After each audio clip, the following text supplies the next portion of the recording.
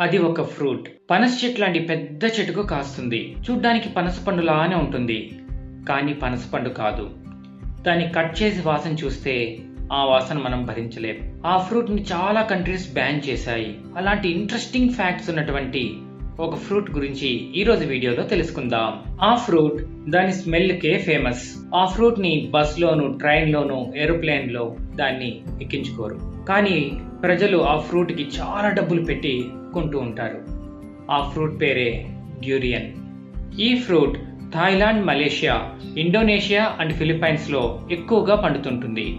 ఎందుకు దాన్ని king of all fruits అని అంటారు? అది పనస పండు లాగా చాలా పెద్ద సైజ్ లో ఉంటుంది. పనస తొనల్లాగానే దాంట్లో కూడా పనస తొనలు ఉంటాయి. కానీ అవి చాలా క్రీమీగా, రిచ్ ఇన్ క్రీమీ టెక్స్చర్ లో ఉంటాయి. న్యూట్రిషనల్ వాల్యూస్ చూస్తే అమోఘం. అది చాలా డిషెస్ లో వాడుతూ ఉంటారు. సో అందుకోసమే దాన్ని కింగ్ ఆఫ్ ఆల్ ఫ్రూట్స్ అని పిలుస్తారు. ఎందుకు ఆ ఫ్రూట్ అంత బ్యాడ్ స్మెల్? దాన్ని కట్ చేస్తే ముక్కు మూసుకోకుండా ఎవరు ఉండలేరు. ఎంత దుర్గంధం వాసన వస్తుందంటే కుళ్ళిపోయిన ఆనియన్స్ స్మెల్ దాని నుండి వస్తూ ఉంటుంది. అంతేకాదు గార్బేజ్ స్మెల్, కుళ్ళిన కోడిగుడ్డు స్మెల్, అంత దుర్గంధం వాసన ఆ ఫ్రూట్ నుండి వస్తుంది. అది ఎందుకు వస్తుంది అంటే ఎక్కువ సల్ఫర్ కాంపోనెంట్స్ ఆ ఫ్రూట్ లో ఉంటాయి. అంతేకాదు న్యూట్రిషనల్ పరంగా కూడా చాలా ఎక్కువ పోషక పదార్థాలు కలిగి ఉంటుంది ఆ ఫ్రూట్. ఈ ఫ్రూట్ ని బస్ లో, ట్రైన్స్ లో, పబ్లిక్ ట్రాన్స్పోర్టేషన్ లో, సబ్వేలో, ఎయిర్పోర్ట్స్ లో దీన్ని చాలా ప్లేసెస్ లో బ్యాన్ చేసేశారు. ఎందుకంటే దాని నుండి వచ్చే స్మెల్లే, ఆ స్మెల్ కొన్ని గంటల నుండి కొన్ని రోజుల వరకు అక్కడే ఉంటుంది. కాబట్టి దీన్ని చాలా ప్లేసెస్ లో ప్రొహిబిట్ చేశారు. మరి ఈ ఫ్రూట్ ని ఎలా తింటారు? ఈ ఫ్రూట్ తో చాలా వంటకాలు చేస్తారు. ఒకసారి వంటకం కంప్లీట్ అయిన తర్వాత ఆ వంటకి ఆ స్మెల్ అనేది రాదు. ఆ స్మెల్ పోగొట్టడానికి చాలా ప్రాసెసింగ్ జరుగుతుంది.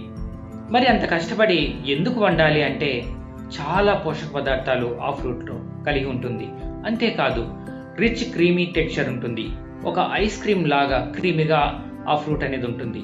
సో దాన్ని ఇష్టపడే వాళ్ళు వేలకు కొద్ది డాలర్లు పోసి మరి కొన్ని తింటూ ఉంటారు. మరి హెల్త్ బెనిఫిట్స్ ఏమేమి ఉన్నాయి ఈ ఫ్రూట్ లో అంటే రిచ్ ఇన్ యాంటీ ఆక్సిడెంట్స్. మన బాడీలో ఆక్సిడేటివ్ స్ట్రెస్ అనేది రెగ్యులర్ గా ఉండనే ఉంటుంది. దాని నుండి మన సెల్స్ ని ప్రొటెక్ట్ చేయడానికి ఈ యాంటీ ఆక్సిడెంట్స్ చాలా బాగా ఉపయోగపడతాయి. అంతేకాదు పొటాషియం ఉంటుంది, విటమిన్ సి ఉంటుంది, ఫైబర్ ఉంటుంది, హెల్దీ ఫ్యాట్స్ ఉంటాయి. ఇవన్నీ కూడా మంచి పోషక పదార్థాలు.